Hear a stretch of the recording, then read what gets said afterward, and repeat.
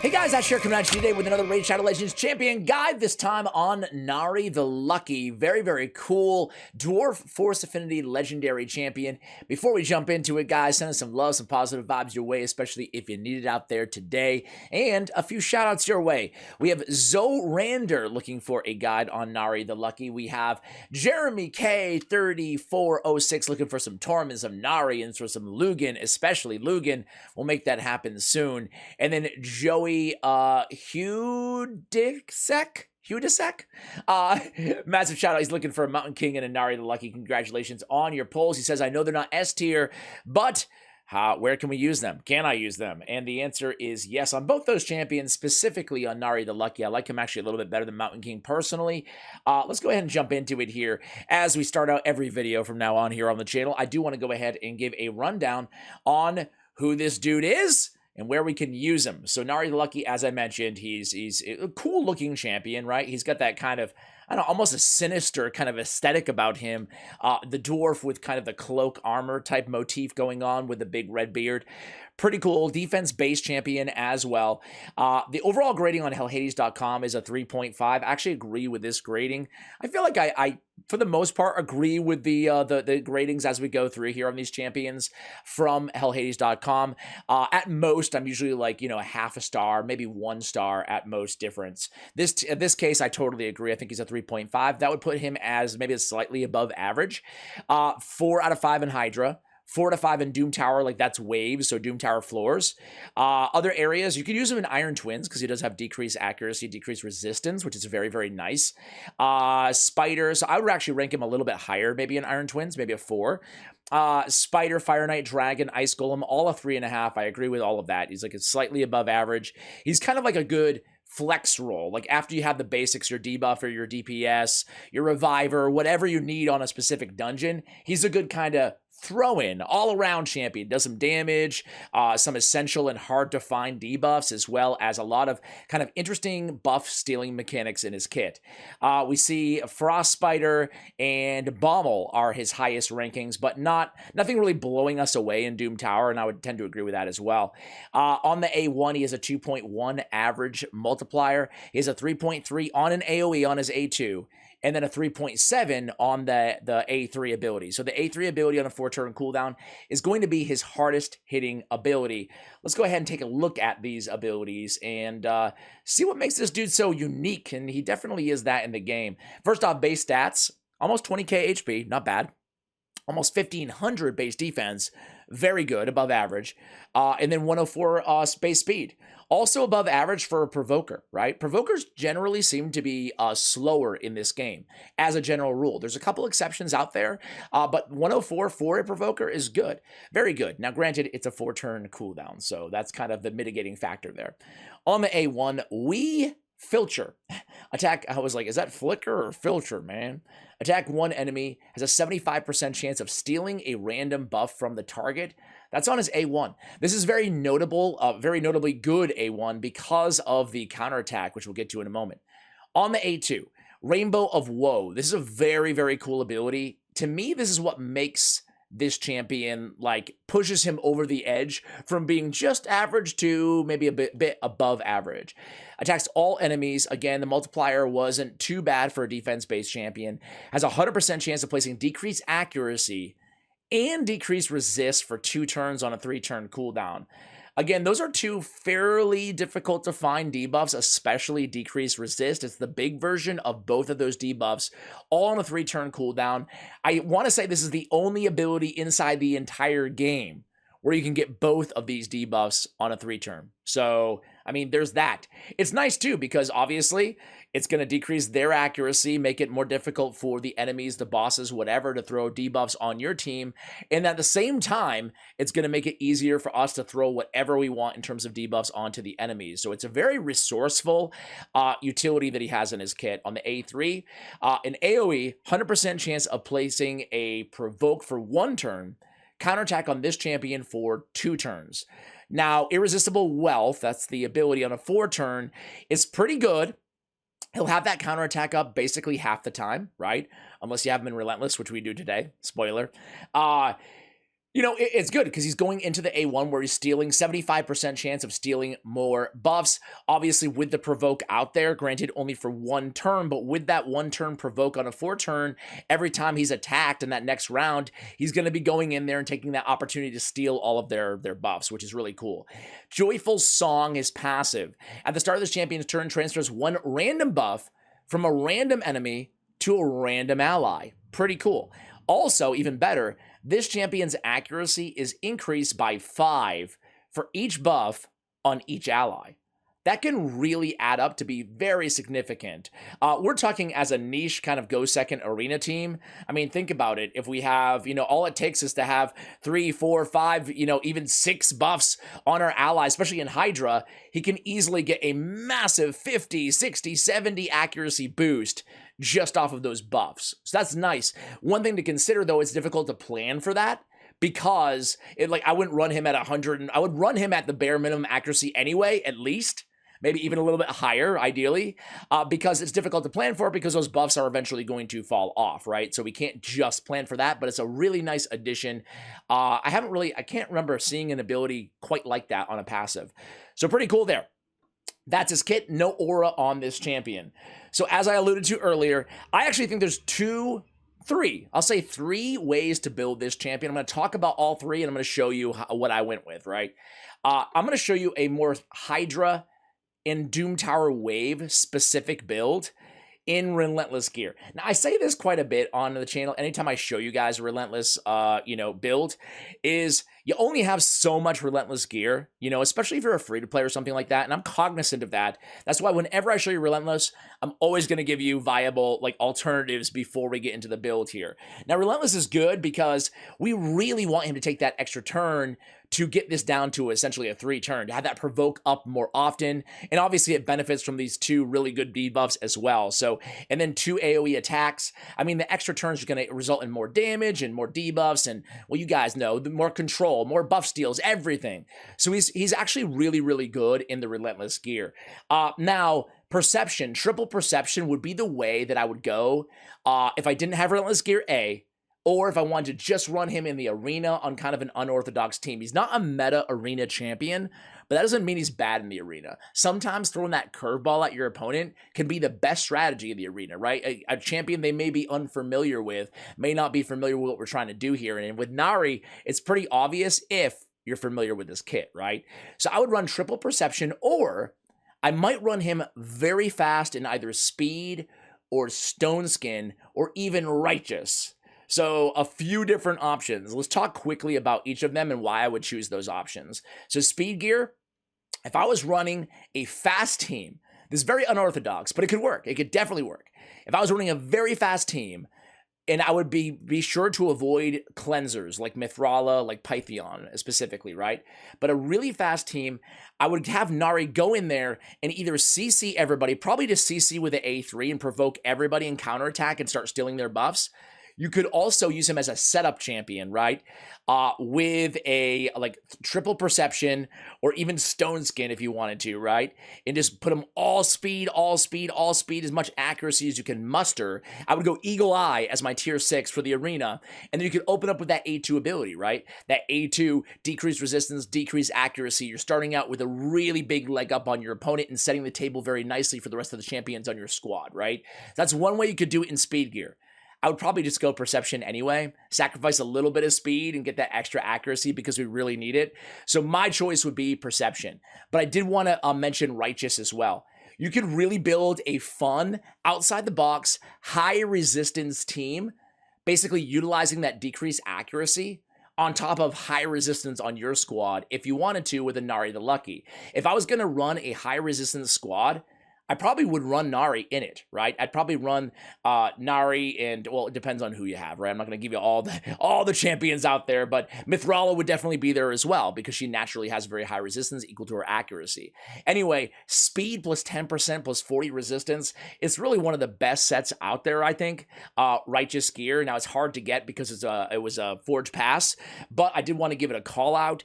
It's a very interesting combination when you have a champion with decreased accuracy and putting them in Righteous or high resist. So those are a few different ways to build this champion. We have him in Relentless. I like Relentless again for Hydra and for just Doom Tower waves or any wave content, right? That way he can control more and debuff more. So in terms of artifacts, we have defense on the banner, we have crit damage on the amulet, we have defense on the ring, I have crit rate on the gauntlets. Again, he can deal some damage. He has 2 AoEs. I try to build this dude with 100% crit rate. Not mandatory, but it gives a lot extra utility because he can put out not crazy damage numbers, but, you know, respectable for kind of a flex hybrid type champion on your team. Defense percentage on the chest, speed on the boots. As easy as that, right? Stat priorities again on this champion. We want some survivability, but it's pretty easy since defense is going to be a huge priority. We want speed, crit rate, and accuracy, okay? Now, again, if we're messing around the arena with this champion, I would sacrifice all crit rate and, well, I guess it's not mandatory, but I would want a lot more speed and a lot more accuracy, okay? I would definitely prioritize those stats heavily. For blessings on this champion, I have him 5-star awakened here. I would go with either Brimstone. For PvE, I would go Brimstone or Cruelty. Decrease target's defense by 2% per hit, up to 15 per bosses. Very, very good. Up to 30 per champions. Very good for waves. So Cruelty or Brimstone. I have him here with Brimstone as a Brimstone champion on my team. You could also go with Lightning Cage as well. I didn't even mention his pass. Oh, I did mention the pass. I'm sorry. But at the start of the champion's turn, transfers 1 random buff from an enemy to an ally. That does require accuracy as well, but we obviously want accuracy in this champion's kit regardless. So I have a very basic mastery build here, excuse me. We came down support, we came down offense. We did pick up Master Hexer to extend the duration of those debuffs on his A2. We also picked up a Sniper. Now, Sniper is going to work with, obviously, that A1, right? That's going to bump us up to an 80% chance of stealing a random buff. So Sniper is very important on this champion. I mentioned this before, but I'm going to reiterate again. Once we see this buff-debuff chance over here, we know that it's considered essentially a debuff, even though you're not placing any debuff. So it does work with Sniper. That's why we went that route. We only have one basic set, so I went with Lore of Steel. Of course, Lore of Steel does work with Perception as well. Sorry if some of these, tips are too basic for some of you guys, but I figured it's good to cover them because, you saw it in the comments and the request, right? A lot of people, this is the first legendary they pull. They might not be familiar with all the nuances of all these masteries and stuff. Not everything's super intuitive in this game. Anyway, offense, we came down the left-hand side. We ended at War Master. As I mentioned before, if you wanted to just basically min-max that accuracy, I would go Eagle Eye. For the arena, I would go down and pick up Eagle Eye, and then I would go Tough Skin, I would go Blast Proof, I would go Resurgent, I would go Delay Death, and then I would go Retribution, and I would go Deterrence. More counterattacks, some more damage mitigation, Resurgent, nice job to cleanse him away, some debuffs away, excuse me, and then he would be much more formidable for an arena, champ. Okay, guys, I keep talking about arena. Let's just jump into it here. Again, I want to stress, definitely not an arena meta champion, but I mean, I already said it before, right? He's a champion you can have some fun with. So I have Mithrala on the team. I have him, Vogoth, and Sun Wukong. Pretty crazy team. We don't have a reviver on this team, but we don't need one because the only squishy champion, Sun Wukong, can revive himself, right? So basically our job is to go second. A lot of bombs here. Hopefully we can heal through these bombs. Obviously I can cleanse and get the poisons. I meant heal through the poisons. We can steal everything with Sun Wukong. And then finally, Nari gets to go. Let's check out the multiplier. Let's just CC. I don't want Arbiter to revive. So let's just throw that provoke. And of course, she gets the resist. Of course. Well, we provoked Brogni, and Vogoth comes in with 200 accuracy and lands the provoke. That's weird. That is weird. You guys may not have noticed it, but we were stealing a few buffs along the way too. You will notice that he does have that counterattack, so he just goes in for the kill there. Very, very nice. Let's go on to the next squad. That wasn't a very fair showcase of this champion here. Now, ideally, he'd be going before Sun Wukong. So I think Sun Wukong is built pretty fast, though, on this account. Order does matter quite a bit, right? Because we want him to go in with that A2. If we're going to use the A2, we want him to go in there with that A2, right? And essentially, let's go again to steal everything. Come in with a big nuke. Man, Sun Wukong is a beast, huh? Let's go with the A2 this time. Okay, not too bad damage-wise. I mean, nothing crazy, but not awful, right? As I mentioned, he's a good secondary damage dealer for your team. Let's just do one more, have a little fun against a tankier team, right? They don't even have, I guess Helicath is their nuker here. All right. So as I was saying before, ideally what we want to have is an increased defense champion, Mithrala here, setting him up. Increased defense will obviously make him stronger and keep him alive longer, which is all beautiful, right?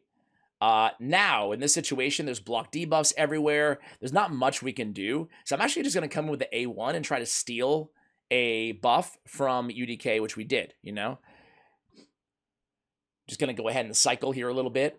I'm going to show you a Doom Tower Wave after this. I don't need to use the A3 of Mithrala. We already have a shield up. And basically what I'm doing right now in this battle is I'm waiting for all of their annoying debuffs to wear off, but it's going to be a minute. I should have sheeped somebody there, UDK, but again, it's not that big of a deal. I'm just going to go A1 again. We burn it. It's fine. Again, we can bypass the A3 of Mithrala. Just let them do their thing. The nice thing is we have Vogoth on the team, and we have Cleansers, and we have our Cleanser, and we have Shield. Get a lot of support from this team. And really, when you think about it, aside from Nari, all these champions are pretty accessible, right? So let's go A3. Steal all those buffs. That's what we wanted. Now we can come in and cleanse everybody. And now we can try to land that provoke on everybody. See?